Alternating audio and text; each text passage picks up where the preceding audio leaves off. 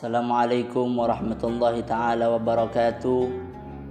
Bismillah, alhamdulillah, la hawla wa la quwata illa billah.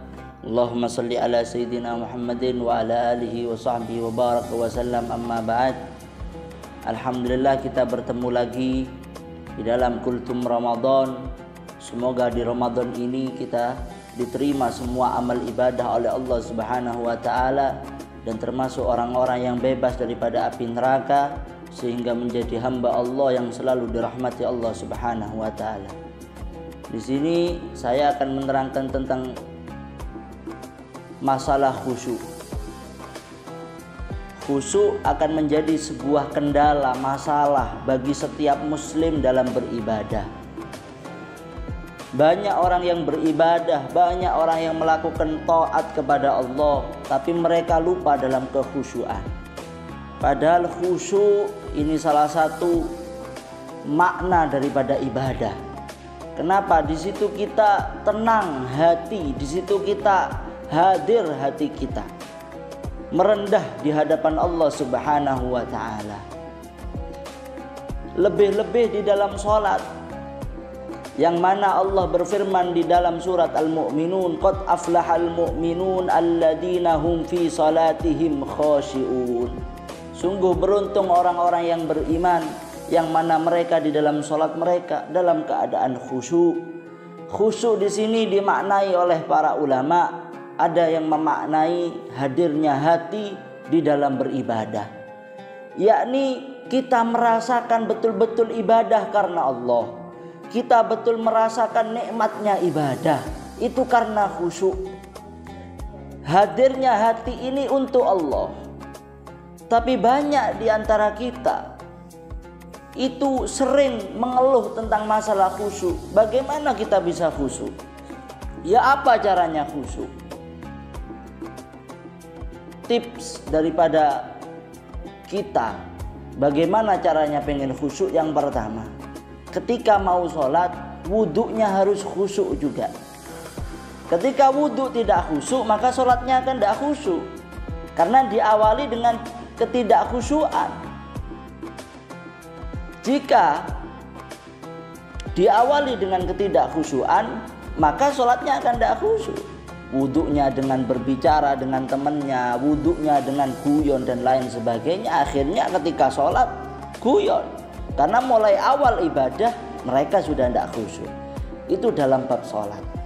Yang pertama, diawali dengan khusyuk dalam wudhu dan sebelum-sebelumnya.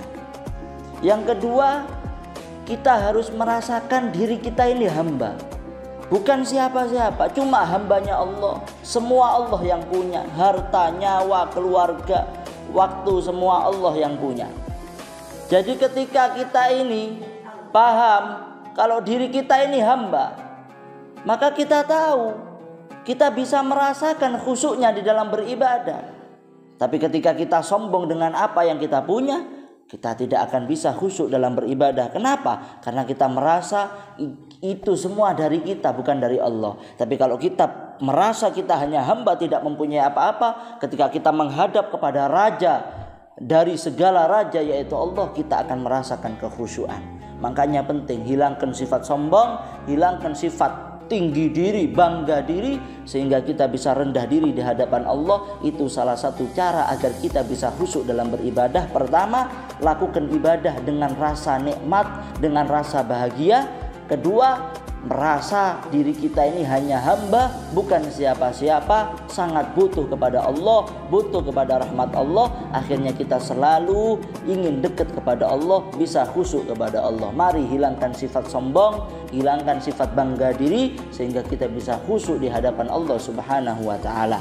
Ketika kita sombong dengan apa yang kita punya, bangga dengan apa yang kita punya, padahal hakikatnya itu semua milik Allah, itu akan sia-sia. Kenapa? Membuat kita dalam ibadah tidak akan pernah khusyuk. Bahkan kita berani untuk meninggalkan apa yang diperintahkan oleh Allah, untuk meninggalkan ibadah-ibadah, untuk meninggalkan bagaimana menyembah kepada Allah karena sifat sombong, karena merasa itu dari diri kita, padahal itu hakikatnya dari Allah, dan kapanpun Allah akan bisa mengambilnya. Makanya wahai kaum muslimin, mari kita khusyuk di dalam beribadah, khususnya di bulan Ramadan ini. Mari kita jauhkan dari maksiat-maksiat sehingga puasa kita sempurna. Di malam hari kita sholat tarawih dengan khusyuk, sholat witir dengan khusyuk, membaca Al-Quran dengan khusyuk, dengan bertadabbur, merenung makna-makna, arti-arti daripada Al-Quran, sehingga kita bisa khusyuk di dalam segala ibadah kepada Allah Subhanahu wa ta'ala. Semoga kita dijadikan orang-orang yang beriman, yang mana di dalam sholatnya, di dalam ibadahnya selalu khusyuk kepada Allah Subhanahu wa ta'ala, hadir hatinya untuk Allah Subhanahu wa ta'ala, nikmat hatinya bareng Gusti Allah, nikmat hatinya selalu bersama Allah, tenang hatinya ketika bersama Allah. Amin ya rabbal alamin. Hanya itu yang bisa saya sampaikan, kurang lebihnya mohon maaf. Wabillahi taufiq wal hidayah. Wassalamualaikum warahmatullahi wabarakatuh.